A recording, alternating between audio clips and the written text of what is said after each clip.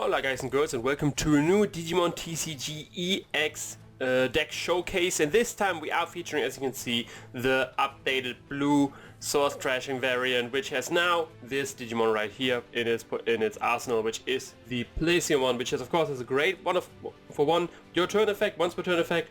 When one of your opponent's Digimon cards is trashed, draw 2, so a nice draw engine to never run out of cards. But the most important part is of course the second effect, which is a your turn effect. This Digimon can also attack your opponent's unsuspended Digimon with no Digivolution cards. Why is that a big deal? Of course, this latter effect they have in their level 4 and level 5 Digimon as well in EX, and yeah, this is important because Hexeblaumon of course is still the main component of the deck. Being able to trash security, get jamming and stun Digimon without evolution cards is very important, but we all knew that from before. But a big problem was the opponent had like a board full of stunned Digimon which can't do a lot, so just sit there basically.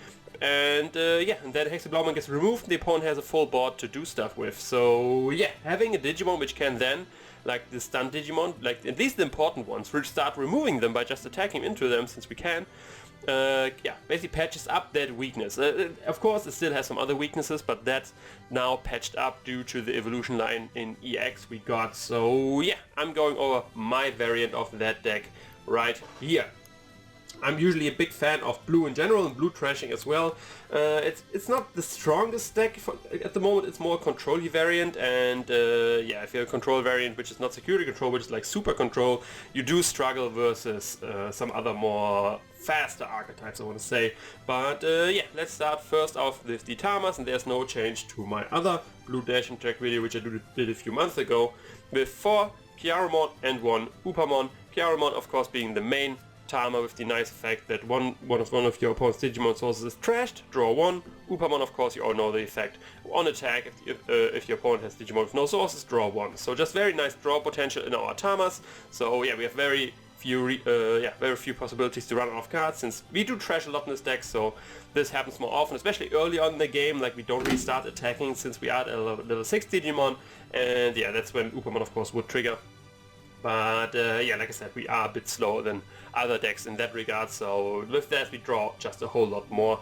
And yeah, these are my Tamers real quick. Now going over the rookies, there's not too much change as well. Of course we do play the memory rookies, which I mean the rookies which gives us memory once we trash cards. So we play 4 times the Promo Gomamon and 4 times the Bulukomon, which both have the effect that once per turn when you trash a source of an opposing Digivolution card, wait, no, let me start that again, sentence, I got all over the place, sorry for that. When you trash a Digivolution card of one of your opponent's Digimon, gain 1 memory. So yeah, just very nice memory gain through all of the cards. Basically all the cards we play which trash either gain us memory or cost a whole lot less by playing them, since we gain memory through that as well. And having multiple of these on the field of course makes the deck a lot quicker, but of course for that we need to start pushing out our Tamers and our rookies, and of course Bulukomon with 4 hard play cost is not that cheap.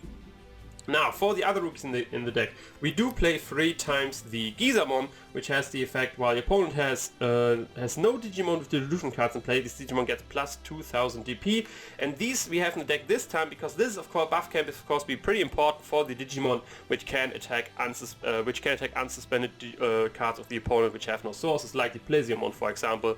So there the DP does of course matter, so having a Digimon which boosts that in a significant way with plus 2000 of course can be pretty crucial in just being able to remove Digimon which we otherwise wouldn't be able to. So yeah, that's why we play 3 Scizor. And then we do play 2 of the EX01, which has a nice on-play effect, just being able to trash the bottom source of one of the opposing Digimon, which is just pretty straightforward, just gives us more trashing opportunities and gives us a body on the field as well. With enough Gomamons or Bulukomons on the field, he can be very cheap or even for free, since if we gain enough memory. But yeah, just a very simple trashing effect there, which we got there, which we play also 2 of. And yeah, this is our rookie lineup for this deck. Like I said, nothing too special there. Just got a bit updated with, of course, the Gomamon and the Scizor. The rest is pretty standard, of course, for trashing decks. But yeah, now to our level 4 lineup, and like I already mentioned, the attacking unsuspended cards with no sources is what makes this deck now a little bit better. So of course we do play 2 of the Kakumon, which has just that effect. With 6000 DP we can get rid of a lot of rookies, a lot of level 4 Digimon, if our opponent should be able to push them out quickly. So versus more aggressive like Bond decks which hard play all kinds of Gabumons, Ikakuman can just run into them and remove them without them damaging our security and stuff like that. Then of course we do play 2 Plesiomon, just more trashing effects. With the when Digivolve effect we get to trash 2 sources of one of our opposing Digimon. And yes, for example with the hard play Gomamon, we can after that evolve a Plesiomon onto that and just keep trashing sources and always have at least one of side on one multiple or one Digimon of the opponent's side with no sources in there. And yeah, the other level 4s are not that special as well, because we play 4 times Coelamon and 2 times Grizzlymon, just a lot of blockers, which like I said, this is a more control-y slow deck, so having a lot of blockers is of course pretty nice, slowing down the game plan of the opponent, for example in Rookie Rush and other shenanigans. And then I do play another one of Lobomon, since we do have a lot of Tamers in this deck, or not a lot, like we have a good amount of Tamers, and that's every time I play 3 or more Tamers in the deck I like to put in one hybrid Digimon just for this surprise KO as a one-off in Lobomon there. So yeah, this is our champion lineup level 4, like I said, nothing too special there. We do have now the 2 Ikakumons of course, and you will see in our level 5 slot there's similar changes are happening there, that we have yeah, 2 editions of the unsuspend attacking stuff going on. But yeah, first up in our level 5 slot we do have 4 Magriamon, since attacking multiple times with the inheritable effect is of course pretty nice for all of our level 6 Digimon. Of course all our level 5 Digimon has a similar effect when Digivolving, that we get to trash some cards. But yeah, the inheritables are the most important thing in this, because attacking twice with Hexeblaumon is nice because we can trash more sources, get rid of more security. Attacking twice with Plesiomon can be pretty nice because we can get rid of 2 Digimon or 1 Digimon and attacking the security, stuff like that. And even with stuff like our Ozulongmon you will see on later on, it just gives us very nice OTK potential, even if we can attack twice with that and the opponent has enough Digimon with no sources on the field. But yeah, that's why I play him as a 4-off, because he's the most important one of level 5s. Then we play 2 of the Zudomons. Yeah, once again, he has the Digivolve to trash something, and of course the effect to attack unsuspended Digimon with 8000 DP. That is pretty strong, very easy to get rid of a lot of level 5 Digimon and stuff like that. And yeah, like I said, just helps with the weakness that the opponent's board fills up with stunned Digimon, and at some point our Hexeblaumon dies. And then as a 2-off we have just the other level 5 Digimon for trashing, which is the Plesiomon, which of course can trash some more and has a nice inheritable effect of giving security attack +1, which can be which is, like I said, this is I guess where you can play around with these ratios. I think attacking twice is just always better than getting rid of 2 security, just because you have the versatility of attacking Digimon as well. And 1 security, with the security attack +1, you only get the value if you run into security. That's why I decided to go more with that instead of Plesiomon. But I guess, like, depending on which Digivolve effect you maybe want more, you can play around with that. But this is my distribution, so yeah. Like I said, these cards are mainly the new addition to the deck. And then next, of course, we have our level 6 slot. You already saw 6 Digimon there, and already mentioned another one. Of course, we do play 4 times the Hexeblaumon. This is still the main reason to play blue trashing decks, because the stunning effect is just so strong. It has all the effects you want. It can trash, it gains a benefit in itself in getting gemming, and then it has a global effect that the opposing Digimon can't block or attack if they have no sources. So very nice in stalling out the game and just being a menace to the opponent. Then I already mentioned the 2 times the Plesiomon, which once again can attack level 6 Digimon and stuff like that unsuspended with only 11k, of course not strong enough, but that's why we play the Gizamon to push that to 13k, so only a few Digimon, especially with no sources, can get over that in our turn. So yeah, 11k you would most likely have to crash into something, so getting this plus 2000 wood can be very crucial in getting rid of some level 6 Digimon and stuff like that. And then, like I said, I still do play a one-off of a Zulongmon. Here's just very nice OTK potential with getting security attack +1 for each of your opposing Digimon with no sources, and yeah, especially if you can attack twice, you make it hit for 4 security and then go for the killing blow with the next attack.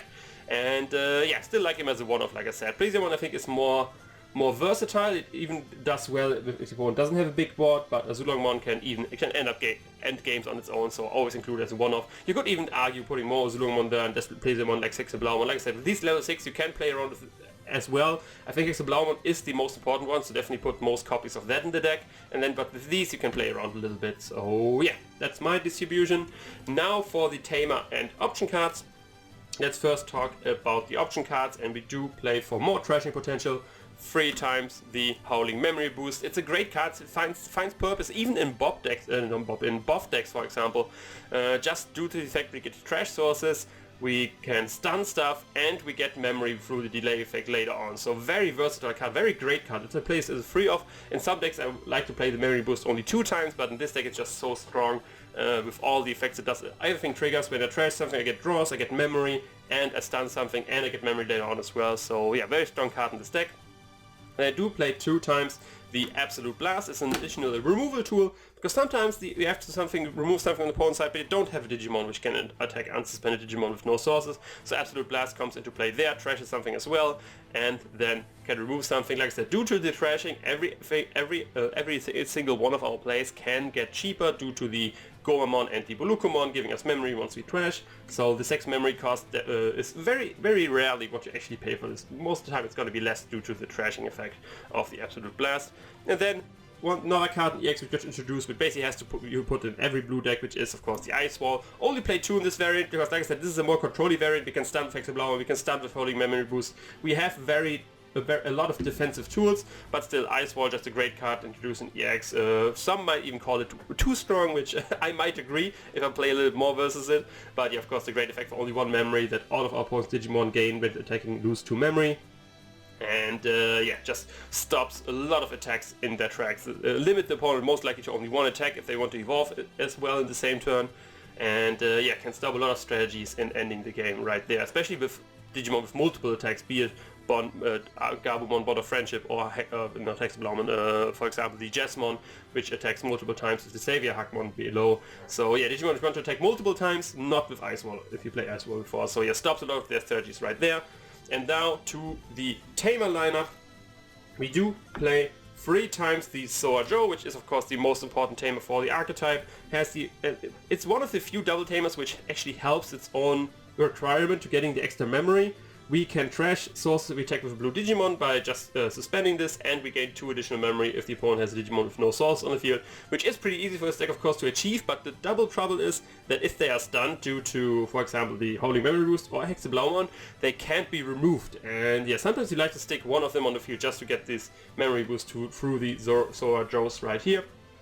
But yeah, that's basically these tamers. And then I play one of Davis as well, just to have an additional tamer there on the field which can search us for some stuff. And of course having Sora Joes plus Davis getting us to put, for example, 5 memory can just open up a whole lot of plays and a whole lot of potential to end the game right there. That's why I like to play him as a one-off as well. Sometimes I think if I could remove something to add a second Davis, because having so much memory and the tutor effect is just pretty strong, but I don't really know what I want to cut off there. I like the consistency of the deck as it is right now. But yeah, that's the whole deck tech already. Like I said, it's rather quick since not that much change barring the one line in Plesiomon. It's not a whole new archetype, it's just an old archetype which got buffed and was always a little relevant, never top of the meta so far, barring when it came out. Hexeblaumon was pretty strong, but after that it was like tier 2, tier 3 material, something like that. And yeah, now it's just, I don't know if it really rose to like higher tier status, but the new line of Plesiomon definitely enabled this deck to still stay relevant in the current meta, where everything gets a little bit stronger with each set. This thing still is able to keep up and you can have some good games with it. But yeah, that's basically this deck showcase right here. Let me know in the comments what you think about the deck. Let of course me know what you think in general about this deck showcase, or my deck showcase in general. But that's all from me. I'll see you another time. Ciao.